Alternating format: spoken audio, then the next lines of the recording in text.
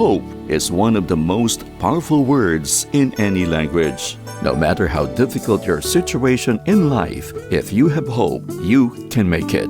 But in a country or situation like ours where life is getting more difficult, where can we find real hope?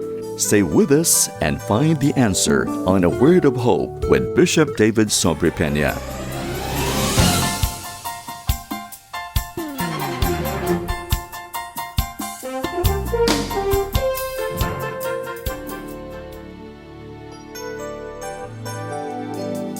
Paul's final words to the church in Corinth are found in 1 Corinthians chapter 16, verses 1 to 24, where he discusses pragmatic issues like greetings, travel arrangements, and monetary contributions. He instructs them on how to collect money for the believers in Jerusalem, emphasizing proportionate giving and regular contributions. More details are provided by Bishop David Sobrepeña. 1 Corinthians chapter 16, verse 1, and our text is up to verse 24. In the interest of time, hindi ko babasahin lahat, but I'll just read to you some of the important parts, and then later on during the message, we will look into it. Now concerning the collection for the saints, as I have given orders to the churches of Galatia, so you must do also. On the first day of the week, let each one of you lay something aside, storing up as he may prosper, that there will be no collections when I come. And when I come, whomever you approve by your letters, I will send to bear your gift to Jerusalem. But if it is fitting that I go also, they will go with me.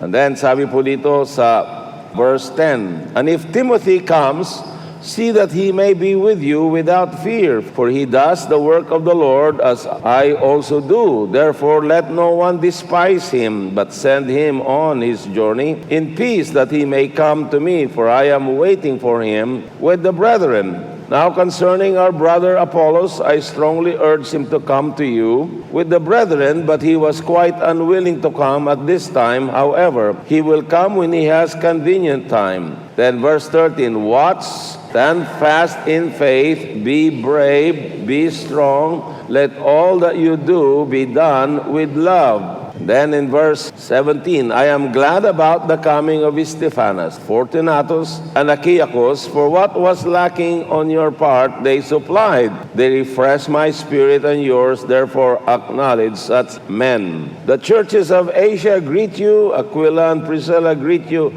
heartily in the Lord, with the church that is in their house. All the brethren greet you, greet one another with a holy kiss. A salutation with my own hand, Paul's. If anyone does not love the Lord Jesus Christ, let him be accursed. O Lord, come. The grace of our Lord Jesus Christ be with you. My love be with you all in Christ Jesus. Amen. The title of the message that I want to share with you is 4 Essential Qualities of a Strong Church. At ito rin po yung mga activities na gagawin ng isang church kung ang church na yan ay matatag at ang church na yan ay malakas. Sa papaanong paraan natin malalaman na ang church na inyong inaatenan ay isang malakas na church? At papaano din natin malalaman for a church to be strong, the Christians in it, the members in it, the leaders in it are also strong. They're strong spiritually, they're strong in their faith. Thus, the church will become strong. So anong quality ang hinahanap natin? Na maaari nating makita sa isang iglesia, sa isang church fellowship, na ang church na yan ay malakas at matatag at sila ay ginagamit ng Diyos sa malawakang kapamaraanan. Meron pong mga 4 na bagay na nais ko pong i-share sa inyong lahat na mga characteristics, mga qualities of a strong church. At kayo na rin po ang magbigay ng inyong sariling opinion kung the church where you belong to is strong and what areas of these 4 qualities that we need to improve. At lalong-lalo na, sa anong areas din natin ma-improve ang ating buhay upang makita natin na tayo ay isang malakas, matatag, ever-growing na Christian serving the Lord. Dito po sa 1 Corinthians chapter 16, dito natin makikita yung mga 4 na qualities na yon. Ito yung parang template na binigay ni Apostol Pablo upang parang sukatan, o sa Bisaya, sukdanan, na makita natin kung meron tayong mga qualities na ito. Number 1, there are possessions we need to give. So maaari nating sabihin na isang church na strong, ang quality niya na is a generous giving church. Sabi po dito sa verse 1 ng chapter 16, now concerning the collections for the saints, as I have given orders to the churches of Galatia, so you must also do on the first day of the week. Let each one of you lay something aside, storing up as he may prosper. So, ano po yung first day of the week? Ito po yung Sunday, na habang palapit yung linggo, ini-store na natin yung ating mga ipagkakaloob sa Panginoon according to how the Lord has prospered us during that week. There are possessions that we need to give because as Christians, tayo po ay mga steward lamang. Tayo po ay mga managers lamang ng Panginoon. Tayo yung parang mayordomo. Tayo yung taga-pamahala ng mga bagay na ating tinatangkilik para sa ating Panginoon. So, we need to set something aside in proportion to how the Lord has prospered us. And then, bring it to the church on the first day of the week. Sabi po ng Apostol Pablo, bakit set aside weekly offerings? Bakit hindi monthly? Hindi naman. Bakit hindi bi-monthly? Bakit hindi quarterly? Bakit hindi annually? O bakit hindi nung kung you feel it or not? It doesn't work that way. Na yung parang uura-urada, kung meron kang nasa mood ka, na ikaw yung magkakaloob sa Panginoon, dalhin mo yung para sa Panginoon. Kung wala ka sa mood, ay hindi ka mag-ready. O kaya yung impulse mo ay ganun. No. Our obedience to God is not, exercised by impulse, but it is, sabihin natin na consistent obedience to God's work. Merong regularity. At every Sunday, we need to lay aside according to as the Lord prosper us, kung magkano yung nakinita mo ng linggong yon, itong linggo na ito o itong buwan na ito, you set it aside and bring it unto the house of the Lord. Apostle Pablo ay hindi po yung pastor ng Corinthian church, I should say. At nandun siya dahil kukunin niya yung collections para sa ibang mga Kristiyano na nasalanta mga kalamidad. Nagkaroon po ng malaking pangangailangan ng mga Kristiyano doon sa Jerusalem. So pumunta po sa Apostol Pablo. So that means giving offerings to help other Christians. Na meron tayong itutulong sa mga ibang mga kapatiran natin na nasalanta, for example, ng bagyo, ng baha. At ginagawa po natin yan taon-taon.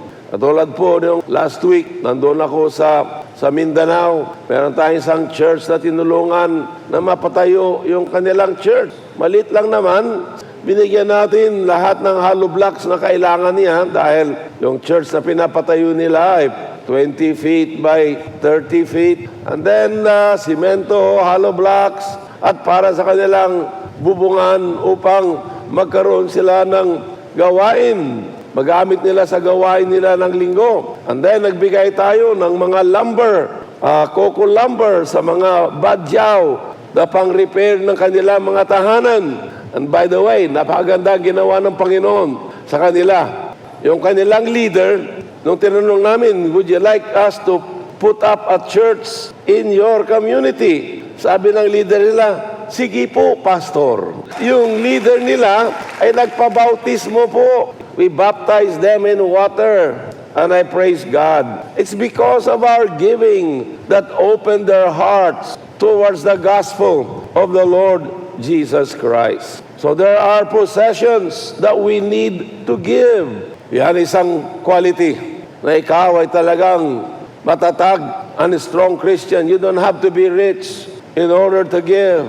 In fact, the gospel of Jesus Christ has spread throughout the world through the giving of ordinary people like you and like me.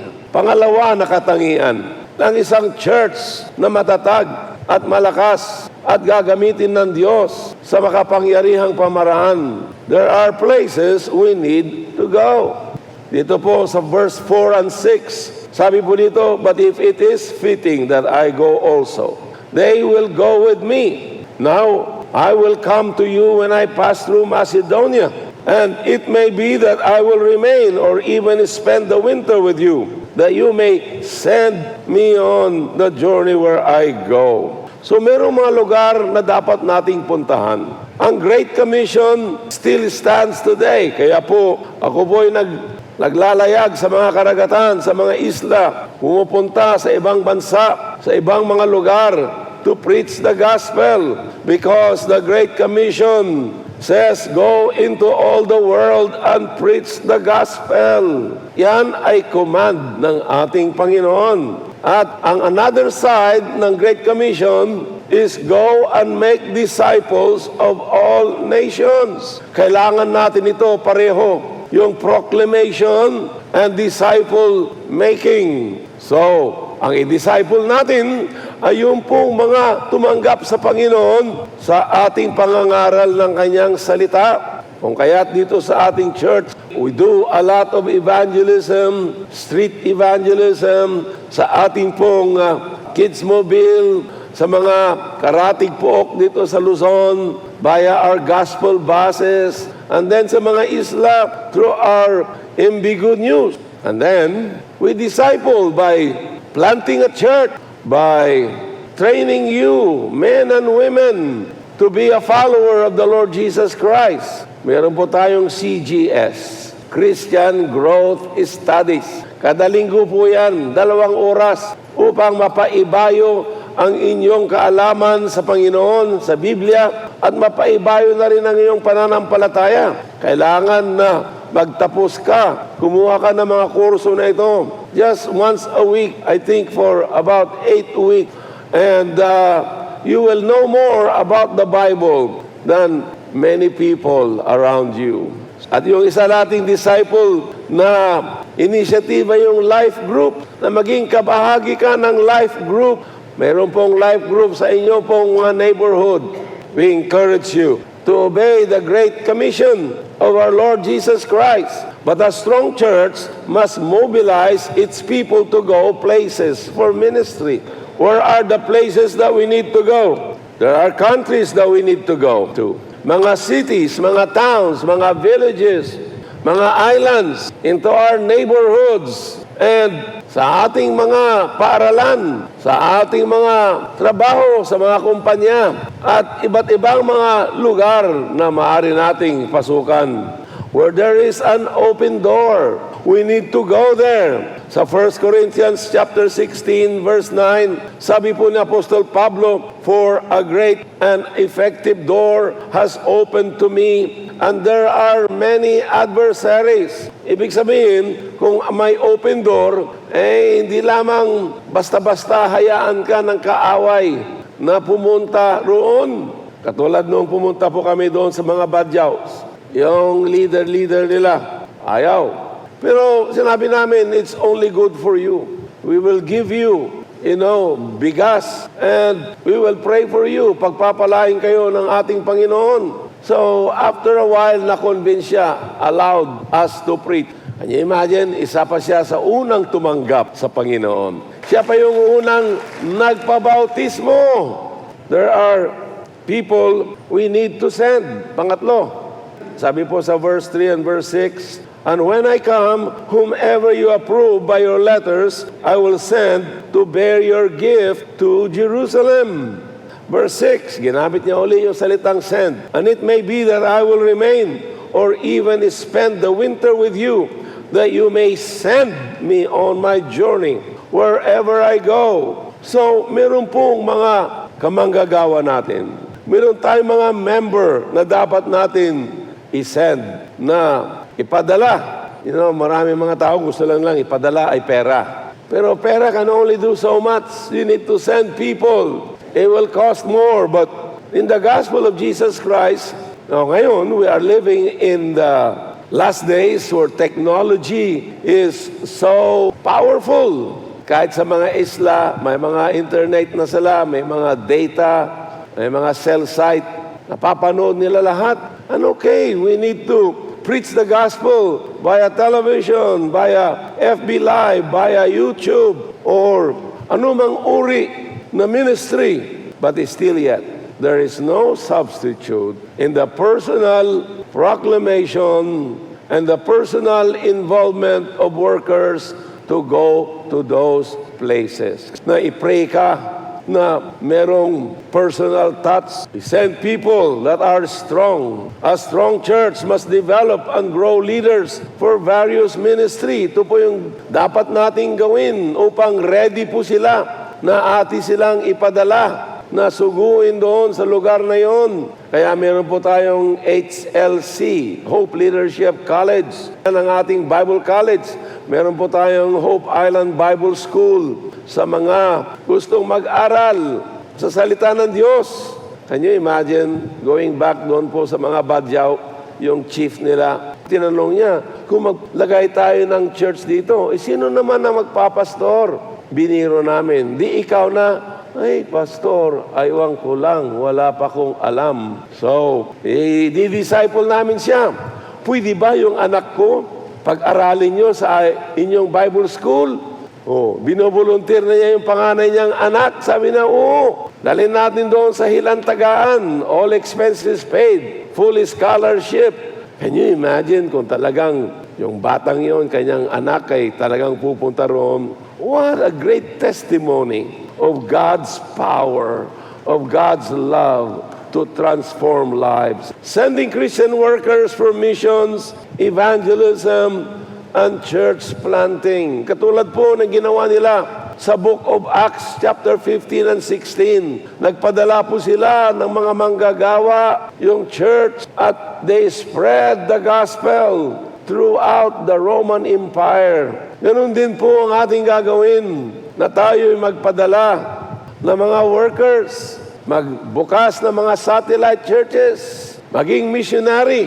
At ang isa sa mga plano ko po ay magkaroon tayo ng mga mission trip, hindi lamang sa Pilipinas, kundi abroad, katulad ng Nepal. Nais po nila nagpadala tayo ng missionary doon. Nepal, Cambodia, at iba't ibang lugar dito po sa Asia. But the people we need to send must have faith, be brave, be strong. Basahin natin ang verse 13 ng 1 Corinthians 16. Sabi dito, watch, stand fast in the faith, be brave, be strong. Yan ang mga katangian na kailangan natin.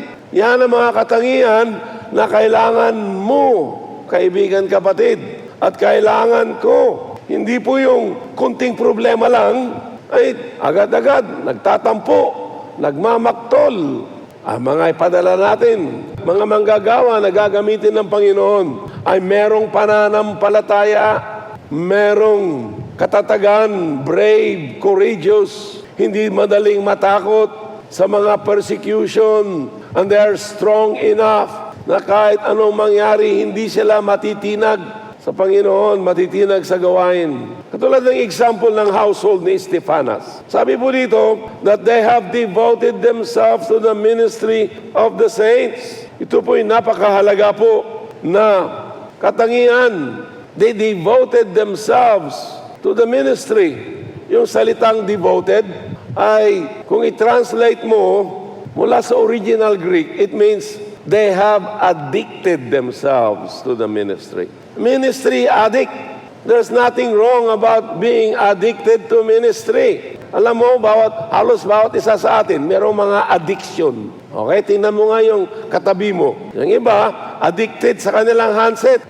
From the rising of the sun to the going down of the same, and then to the rising of the moon. Nakaganyan lang, kamulat, ganyan. Pag medyo magising ng hating gabi, mayroong kinakapa. Paano ka makakatulog? Kasi yung Blu-ray niyan, and it will keep you awake. So what's wrong about ministry addict?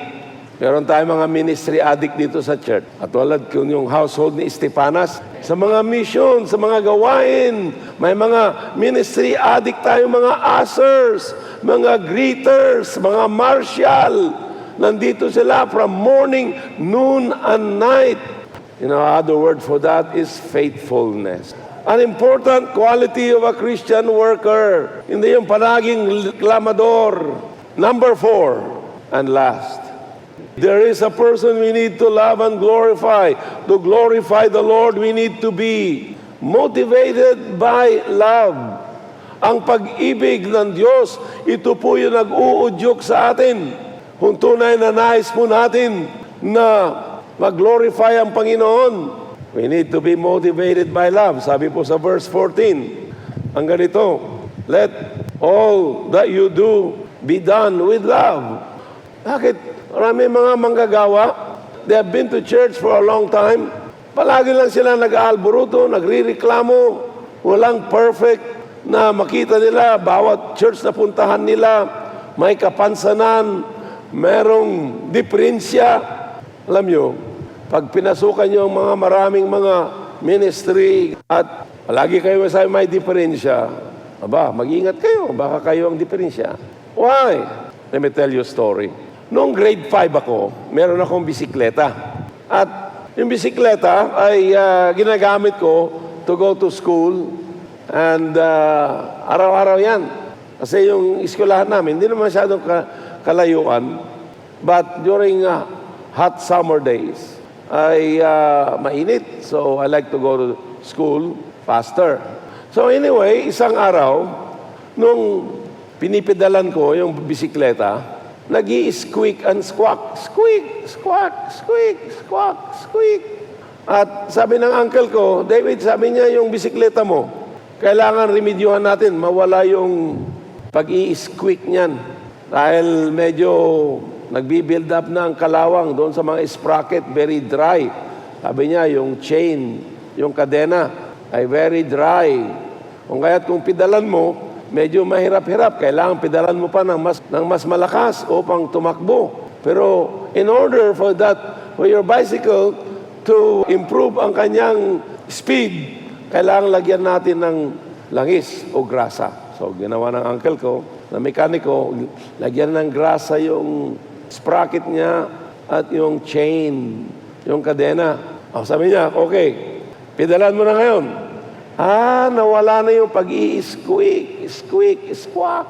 Kailangan lang pala ng langis. At upang mawala ang squeaking and squawking na mga church members, mga manggagawa, kailangan mo lang ang langis ng pag-ibig ng Panginoon sa buhay mo. Can you say amen? Yun lang, kasi there is no perfect environment in a church, a given church. There will always be problems and personality clashes. But when you are full of the love of God because you love Jesus Christ, you begin to cooperate, begin to acknowledge those who labor among us. Hindi ka na paraging nag-criticize na katulad ng iba. Hindi ka na yung nagmamarites. Alam mo yung ibig sabihin yan? Hindi na kayo nagmamarisol, nanonolsol. Hindi na kayo nanlalanta. Subalit, kayo ay malakas sa Panginoon. Can you say amen? Now, merong verse dito na out of all the verses, verse 1 hanggang 24 sa verse 22, biglang in-include ni Apostol Pablo ito. I believe it's by the inspiration, of course, by the Holy Spirit. Ito pong sabi sa verse 22. If anyone does not love the Lord Jesus Christ, let him be accursed. It is a warning. Marami ng tao ngayon that they don't love Jesus Christ. In fact, they use the name of Jesus Christ as a curse word. Sa mga maraming movies na napapanood natin ngayon, they're using the word Jesus Christ as a curse word. And people are not afraid to use the name of the Lord in vain, which is one of the 10 Commandments. They use the name of the Lord in vain in their conversation. At maraming mga tao ngayon na wala na silang pag-ibig sa Diyos na lumikha sa kanila. So sabi ng Bible, let him be accursed. A curse means to be doomed forever. Doomed forever sa lawang apoy ng walang katapusan. Because God is a God of justice. And then it says, Maranatha means, O Lord, come, or come, O Lord. Yan ang mga greetings nila noong unang araw. So, my brothers and sisters, remember our first love, to love our Savior and Lord. Siya ang focal point ng ating buhay, ng ating pananampalataya, ang ating Panginoong Yesus. Walang ibang pangalan na ating itinataas, itinatanghal, kundi ang pangalan lamang ng ating Panginoong Jesucristo. We want His fame to grow, to make Him famous. He will be the one that we love, to love our Savior and Lord. Sa Revelation chapter 2, verse 4 and 5, the Ephesian church, they have left their first love. So sabi po ng Panginoon sa verse 5 ng Revelation chapter 2, remember therefore from where you have fallen. Repent and do the first works, or else I will come to you quickly. Remove your lampstand from its place unless you repent.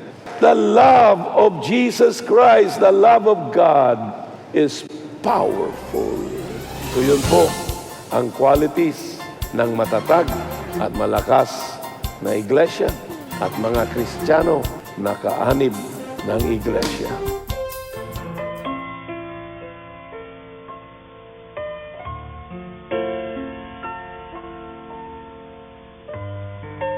I believe that the Holy Spirit is speaking in your hearts this very moment about your need of Jesus Christ as personal Lord and Savior. I want you to pray this prayer sincerely. Lord Jesus, patawarin mo po ako sa aking mga kasalanan. Tinatanggap kita bilang sarili kong tagapagligtas at Panginoon ng aking buhay. Ako po ay naniniwala na ikaw ay napako sa krus dahil sa aking kasalanan. Namatay, subalit nabuhay na maguli upang bigyan ako ng bagong buhay at pag-asa sa buhay na walang hanggan. Sabihin mo, Lord, I thank you for saving my soul. This I pray in Jesus' name. Amen.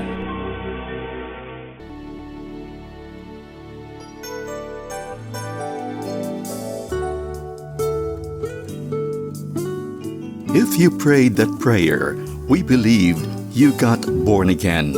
Please let us know by texting 0999-955-4211. That's 0999-955-4211. Or follow us on Facebook.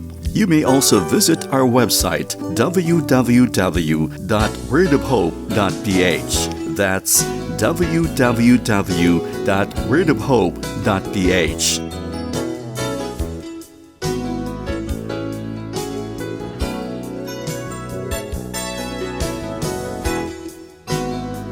A Word of Hope can be heard on Fridays, Saturdays, and Sundays at 8 p.m. to 8:30 p.m. That's Fridays, Saturdays, and Sundays at 8 p.m. to 8:30 p.m.